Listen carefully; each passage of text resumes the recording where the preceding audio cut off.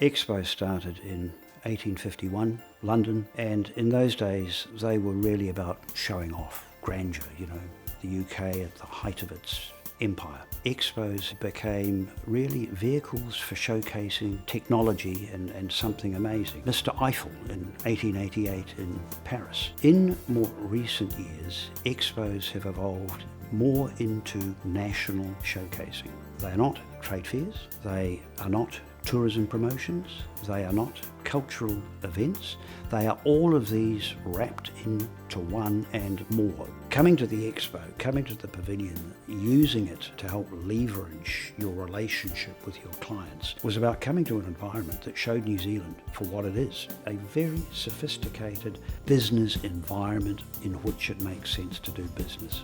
When we came to Aichi in 2005, it was an opportunity to remind New Zealanders about how important Japan was to New Zealand. So we approached the design of the pavilion with what we knew of the aesthetics that appealed to the Japanese, which tend to be pretty minimalist. So we started out with a pavilion that was easy to walk through, that conveyed the atmosphere of New Zealand. And as a centrepiece, we had a large Pounamu, a 2-ton magnificent piece of nephrite jade, and this somehow caught the imagination of the Japanese, and it became for them quite a ritual to come to New Zealand, to the pavilion, and pay their respects, and indeed the present Emperor of Japan was one of those who did. And then we also had a magnificent movie about New Zealand, and this was a day in New Zealand through the eyes of a bird flying across New Zealand. At the time, Japan was probably the world's leader